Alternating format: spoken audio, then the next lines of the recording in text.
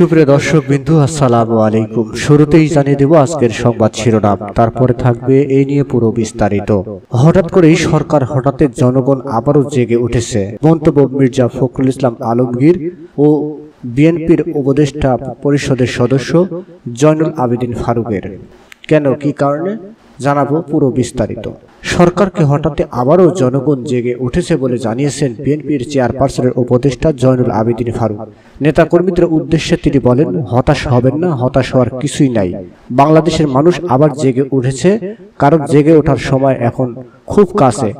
জাতীয় প্রেস ক্লাবের সামনে স্বাধীনতার অধিকার আন্দোলনের অবস্থান কর্মসূচিতে অংশ নিয়ে তিনি এসব কথা বলেন। সরকারের উদ্দেশ্যে জয়নুল আবেদিন ফারুক বলেন, আপনারা জনগণের কাছে হেরে যাবেন, হেরে যাওয়ার আগে ক্ষমতা ছেড়ে দিয়ে চলে যাবেন। শ্রীলঙ্কার মতো অবস্থা হওয়ার আগে ক্ষমতা ছেড়ে দিন। সংসদ অধিবেশন চলছে, তত্ত্বাবধায়ক সরকারের আইনটা পাশ করে দিয়ে নীরবে বিদায় নেন। সুষ্ঠু ভোটের মাধ্যমে কে জয় লাভ করবে তা দেখেন। বিএনপির চেয়ারপারসন বেগম খালেদা জিয়া, যুগ্ম মহাসচিব খায়রুল কবির খোকন, হাবিবুর নবী খান সোহেল, যুব দলের সভাপতি সুলতান সালাউদ্দিন টুকু, মহানগর দক্ষিণ বিএনপির যুগ্ম আহ্বায়ক হাবিবুর রশিদ হাবিব সহ নেতাকর্মীদের মুক্তির দাবিতে অবস্থান কর্মসূচি পালিত হয়। এ সময় মির্জা ফখরুল ইসলাম আলমগীর বলেন, বাংলাদেশের ডিজিটাল নিরাপত্তা আইনের সাংবাদিক সহ মুক্ত চিন্তার মানুষদের ওপর নিষ্ঠুর আক্রমণ চলছে।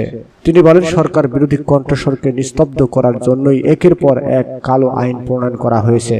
সাংবাদিক, বিরোধী দলের নেতাকর্মীদের বিরুদ্ধে ডিজিটাল নিরাপত্তা আইন মামলা দিয়ে গ্রেপ্তারের মাধ্যমে দিনের পর দিন কারাগারে অভ্যন্তরীণ রাখা হচ্ছে। শুধু তাই নয়, তাদের জামিন পাওয়ার অধিকারকেও বাধাগ্রস্ত করা হচ্ছে। গণতন্ত্রকে সমাধিস্থ করতে স্বাধীন গণমাধ্যমের অস্তিত্বকে অস্বীকার করে কর্তৃত্ববাদী সরকার। এ সময় মির্জা ফখরুল ইসলাম আলমগীর বলেন, কোনো স্বৈর শাসকই চিন্তা, মুদ্রণ ও লেখনীর স্বাধীনতা সহ্য করতে পারে না। বাংলাদেশেও এখন একদলীয় স্বৈরশাসনের মুক্ত গণমাধ্যমের উপর নামিয়ে আনা হয়েছে উৎপীড়নের খড়গ। এক শ্বাসরুদ্ধকর পরিস্থিতিতে স্বাধীন সাংবাদিকতাকে নিরুদ্দেশ করা হয়েছে। বাংলাদেশের ডিজিটাল নিরাপত্তা আইন দেশে বিদেশে ব্যাপকভাবে সমালোচিত হলেও আওয়ামী লীগ সরকার এই আইনকে সাংবাদিক, ভিন্ন মতের মানুষ ও বিরোধী দলের নেতাকর্মীদের দমন করতে যথেষ্ট ব্যবহার করছে, যাতে কেউ সরকারের বিরুদ্ধে সত্য কথা বলতে না পারে। আমি দায়িত্বহীন কণ্ঠে আহ্বান জানাচ্ছি, অবিলম্বে বাংলাদেশের ডিজিটাল নিরাপত্তা আইন বাতিল করতে হবে।